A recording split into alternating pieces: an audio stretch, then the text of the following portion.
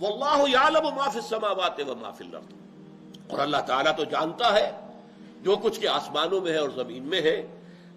واللہ بکل شیء علیم، اللہ تو ہر چیز کا علم رکھتا ہے، کوئی شے جو ہے اس کے علم کے دائرے سے باہر نہیں ہے. تمہارے دلوں میں ایمان ہے تو اللہ کے علم میں ہے. میں نے آپ کو وہ حدیث کئی دفعہ سنائی ہے، ان اللہ لا ينظر الى صورکم ولا الى اموالکم ولکن ينظر الى قلوبکم والى اعمالکم. اللہ تعالیٰ تمہاری صورتوں کو نہیں دیکھتا، کوئی حبشی ہے، کالا کلوٹا ہے، کوئی سرخ و سفید، اللہ کو ان سے کوئی بحث نہیں.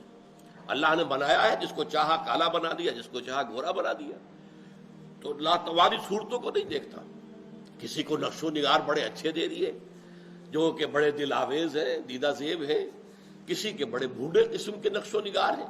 یہ چیزیں اللہ کی نگاہ میں ان کی کوئی حیثیت نہیں. یہ تو گیون ہے انسان کے لیے، اس میں انسان کا کوئی اپنا دخل نہیں ہے، کوئی اکتساب نہیں ہے، کوئی اپنا فیصلہ نہیں، کوئی اپنا چوائس نہیں.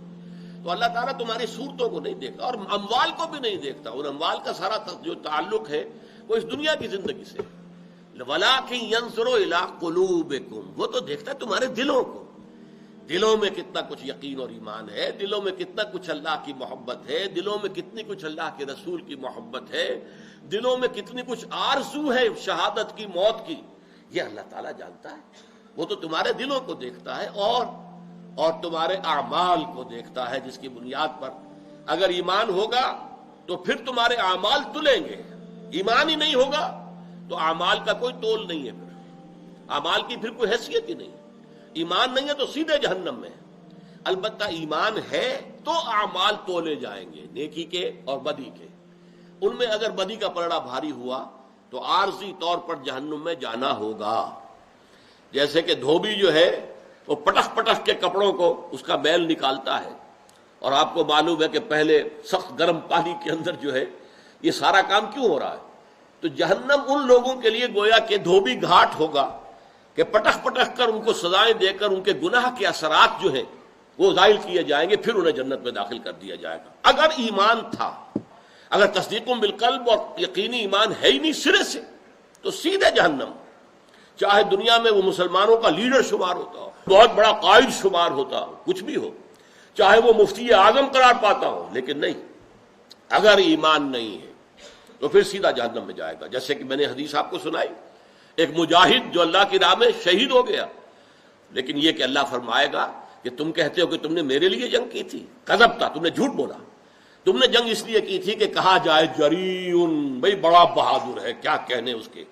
تو وہ کہا جا چکا قد قیل، اب تمہارے لیے یہاں کچھ نہیں. اور فرشتے اوندا منہ اس کو گھسیٹ کر جہنم میں جھونک دیں گے. یہی ایک بہت بڑے عالم کا معاملہ ہوگا. اے اللہ، میں نے تیرا علم پھیلایا ہے، تیرے دین کا علم پھیلایا، کہ تم جھوٹ کہتے ہو. تم نے علم پھیلایا تھا اس لیے کہ کہا جائے عالم، بڑا عالم ہے، جید عالم ہے. وہ کہا جا چکا قد قیل، اب یہاں تمہارے لیے کچھ نہیں ہے. اور فرشتے اس کو بھی جہنم کے اندر جھونک دیں گے. اسی طرح بڑا سخی انسان ہوگا، وہ کہے گا اللہ میں نے اپنی دولت تیری راہ میں لٹائی. اللہ فرمائے گا کذب تھا، تم جھوٹ کہتے ہو. تم نے تو دولت کی اس لیے لوگوں کو دی تھی کہ کہا جائے سخی، بھائی یہ تو حاتم تائی نکلا، یہ تو بڑا سخی ہے. قد قیل، وہ کہا جا چکا، تمہارا مقصود حاصل ہو چکا، لہذا آپ جہنم کا راستہ لو. تو یہ معاملہ ہے کہ دنیا کا معاملہ اور ہے، آخرت کا اور ہے. وہاں ایمان فیصلہ کن ہے، اور ایمان کسی میں ہے یا نہیں ہے یہ اللہ کی نگاہوں سے اوجھل نہیں. واللہ بکل شیء علیم، اللہ تو ہر چیز کا علم رکھنے والا ہے.